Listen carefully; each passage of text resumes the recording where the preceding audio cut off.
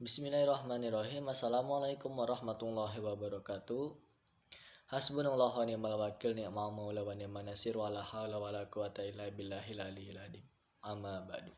Pertama-tama mari panjatkan puja-puji syukur kita ke hadirat Allah Subhanahu wa taala yang telah memberikan kita segala nikmat, termasuk nikmat iman dan nikmat sehat.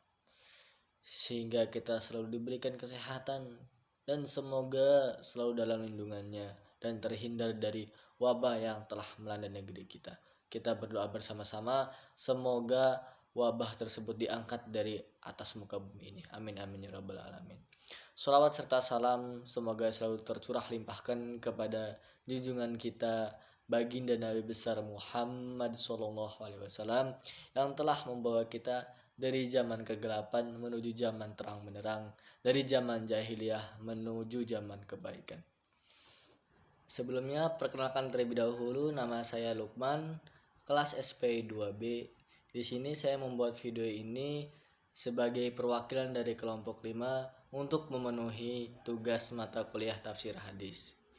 Terima kasih kepada sahabat saya yang dari kelompok 5 yang telah memberikan kepercayaan kepada saya untuk membuat video ini. Terima kasih kepada sahabat Aji, sahabat Iqbal Al-Hilal, dan sahabat Rifki Mutakin. Nah, semoga selalu berada dalam lindungan Allah dan diberikan kesehatan. Oke, langsung saja saya akan menerangkan atau memaparkan tentang hadis-hadis Rasulullah yang membahas mengenai akhlak dan perilaku. Oke, yang pertama kita harus tahu terlebih dahulu akhlak dan perilaku itu seperti apa. Apa sih pengertian akhlak dan perilaku itu, dan apa manfaatnya kepada kita, dan mengapa Rasulullah turun ke bumi ini atau diutus oleh Allah membawa atau mengajarkan akhlak-akhlak yang baik. Yang pertama, pengertian akhlak. Nah, saya akan menerangkan tentang pengertian akhlak terlebih dahulu. Akhlak secara terminologi ialah tingkah laku. Nah, tingkah laku seseorang yang didorong oleh suatu keinginan secara sadar untuk melakukan perbuatan baik. Nah, itu akhlak. Kalau menurut bahasa, akhlak itu bentuk jamak dari bahasa Arab, yaitu khuluq, yang artinya itu tabiat, perangai, atau tingkah laku. Nah, yang kedua, pengertian perilaku. Perilaku adalah serangkaian tindakan oleh seorang individu sebagai bentuk respon dari rangsangan eksternal maupun internal. Nah, lebih jelasnya lagi silakan baca sendiri di atas.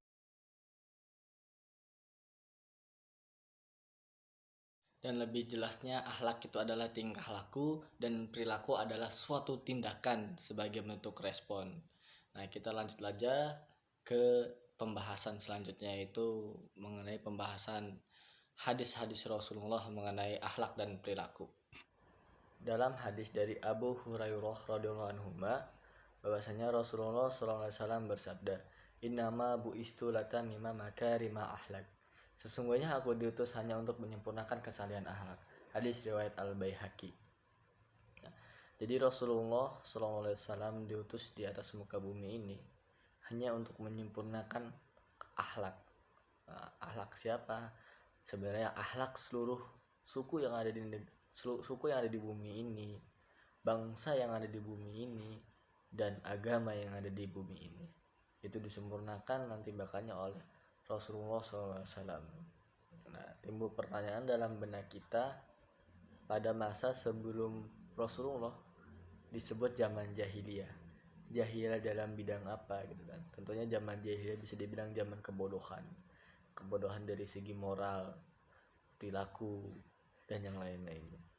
Di sini saya akan sedikit memaparkan atau mengulas masa lalu mengenai bangsa Arab pada masa sebelum Rasulullah datang. Pada masa itu terjadinya dekadensi moral. Apa sih dekadensi moral itu? Dekadensi moral adalah terjadinya kemerosotan moral atau moral telah jatuh di titik paling rendah. Di situ terjadinya pengerusakan, perang antar suku, penganiayaan, kejaliman, anarkisme, dan hal-hal buruk yang terjadi di dunia ini. Dan bukan hanya itu juga, perjinaan, mabok-mabokan, perjudian itu sudah biasa di sana. Bahkan penghormatan pada wanita pun itu tidak ada. Jadi pada masa atau pada zaman jahiliyah, wanita itu sebagai aib bagi keluarga, atau bila mana ada keluarga yang memiliki atau melahirkan seorang anak perempuan, itu akan dikubur hidup-hidup karena menjadi aib bagi keluarga. Dan barulah setelah Rasulullah datang kepada bangsa Arab yang tadinya moralnya jatuh di titik yang paling rendah, menjadi bangsa yang beradab dan bermoral. Karena apa? Karena Rasulullah membawa perubahan yang sangat baik, bahkan menjadi lebih baik daripada sebelumnya, dan bangsa yang menjadi baik, bangsa yang mengenal peradaban, bangsa yang mengenal penghormatan kepada wanita, bangsa yang mengenal penghormatan kepada orang tua. Akhlak dan tingkah laku baik dikenalkan oleh Rasulullah SAW pada masa itu. Rasulullah SAW pun bersabda, Inna min khiyarikum ahsanakum akhlak. Sesungguhnya yang terbaik di antara kalian adalah yang terbaik akhlaknya. Hadis riwayat Ahmad. Nah, Rasulullah mengajarkan kepada kita harus memiliki akhlak yang baik kepada siapapun itu, dimanapun itu, dan kapanpun itu. Jadi akhlak yang baik itu sangat penting bagi kehidupan kita. Jadi adab itu lebih tinggi daripada ilmu. Percuma kalau kita berilmu kalau tidak berakhlak juga. Lebih baik dua-duanya, ya kita berilmu, ya kita berakhlak. Itu yang paling baik. Selanjutnya saya akan membacakan perilaku-perilaku Rasulullah pada masa hidupnya. Jadi apa saja sih perilaku baik yang dicontohkan oleh Rasulullah itu? Yang pertama, ketika beliau berjalan, beliau berjalan itu secara pelan-pelan dengan penuh wibawa. Yang kedua, ketika beliau berjalan tidak menyeret langkah kakinya, jadi kakinya itu diangkat ketika berjalan. Yang ketiga, pandangan beliau selalu mengarah ke bawah. Yang keempat, beliau senantiasa mengawal salam kepada siapapun yang dilihatnya, dan tidak ada seorang pun yang mendahulunya dalam mengucapkan salam. Jadi selalu pertama, Assalamualaikum, seperti itu. Yang kelima, ketika menjabat tangan seseorang, beliau tidak pernah melepaskannya terlebih dahulu. Dan yang keenam, beliau bergaul dengan masyarakat sedemikian rupa sehingga setiap orang berpikir bahwa dirinya adalah satu-satunya orang yang dimuliakan oleh Rasul. Jadi ketika ada seseorang ngobrol dengan Rasulullah itu sangat menghormati dan memuliakan orang tersebut. Yang ketujuh, bila Rasulullah dipandang oleh seseorang, beliau tidak memandang sinis bak pejabat, ya. Karena kalau pejabat itu dipandang oleh kita sok sinis, sok jual mahal, seperti itu kan. Yang kesembilan, beliau tidak pernah memelototi wajah seseorang. Yang ke-8 itu. Ya, jadi yang ke-9 itu beliau senantiasa menggunakan tangan saat mengiyaratkan sesuatu dan tidak pernah mengisyaratkan dengan mata atau alis. Kan biasanya kalau ibu-ibu rumpi, ada sini, alisnya berkedip kan gini ya, seperti itu. Terus yang ke-10 itu beliau lebih banyak diam dan baru akan berbicara bila diperlukan. Yang ke-11, saat bercakap-cakap dengan seseorang, beliau mendengarkannya dengan baik. Jadi ketika ngobrol sama seseorang, beliau dengarkan terlebih dahulu orang tersebut, karena perlu pendengaran. Ini mah kalau ada teman kita curhat kan lagi sedih, bukannya didengerin curhatan dia malah dimarahin. Enggak seperti itu. Terus yang ke-12, senantiasa menghadap kepada orang yang berbicara dengannya. Jadi kalau ngomong itu dihadap-hadapan, jangan main HP aja, seperti itu kan. Yang ke-13, tidak pernah berdiri terlebih dahulu selama orang yang duduk bersamanya tidak ingin berdiri. Jadi kalau kita ingin berdiri, diajak teman kita. Terus yang keempat itu tidak akan duduk dan berdiri dalam sebuah pertemuan melainkan dengan mengingat Allah. Jadi dengan mengingat Allah terlebih dahulu, bila duduk kita baca Bismillahirrahmanirrahim dengan menyebut nama Allah. Jadi selalu mengawali dengan Bismillah. Yang ke-15, ketika masuk ke dalam sebuah pertemuan, udah. Yang ke-16 sekarang, tidak menentukan satu tempat khusus untuk dirinya dan bahkan melarangnya.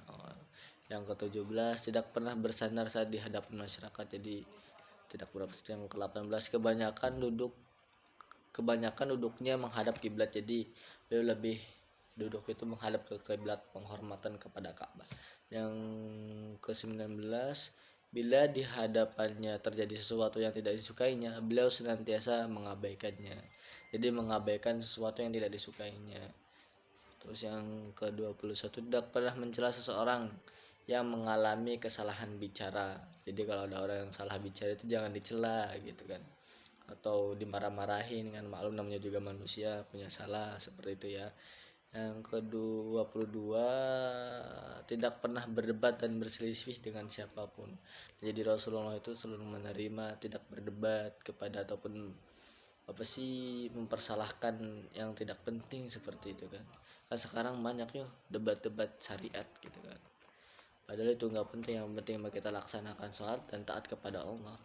Yang ke-24 itu senantiasa mengulang-ulang jawabannya atas sebuah pertanyaan agar jawabannya itu tidak membingungkan pendengarnya. Jadi ketika ada orang bertanya, Rasulullah itu selalu mengulang-ulang jawabannya agar mudah dipahami oleh seseorang. Yang ke-25, bila mendengarkan ucapan yang tidak baik dari seseorang, beliau tidak mengatakan mengapa si fulan berkata demikian, tapi beliau mengatakan bagaimana mungkin sebagian orang mengatakan demikian. Wah, sungguh mulia sekali ya teman. Yang ke-26 itu banyak bergaul dengan fakir miskin dan makan bersama mereka. Nah, ternyata keberkahan itu bisa bersama orang-orang miskin juga. Yang ke-27 menerima undangan para abdi dan budak. Jadi beliau itu senantiasa menerima undangan dari siapapun. Yang ke-28 senantiasa menerima hadiah meski hanya seteguk susu. Hormatilah hadiah dari orang lain seperti itu. Yang ke-29 itu melakukan silaturahmi lebih dari yang lain. Yang ke-30 senantiasa berbuat baik kepada keluarganya dan tidak melebihkan mereka dari yang lain. Jadi mungkin hanya segitu saja contoh perilaku dari Rasulullah ya, dan masih banyak lagi perilaku yang baik dicontohkan Rasulullah yang belum kita ketahui.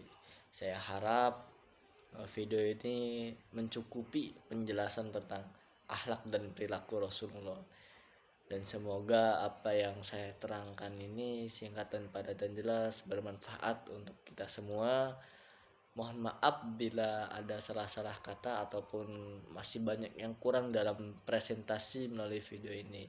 Terima kasih kepada semuanya, termasuk kepada sahabat-sahabat saya dan kepada dosen-dosen saya.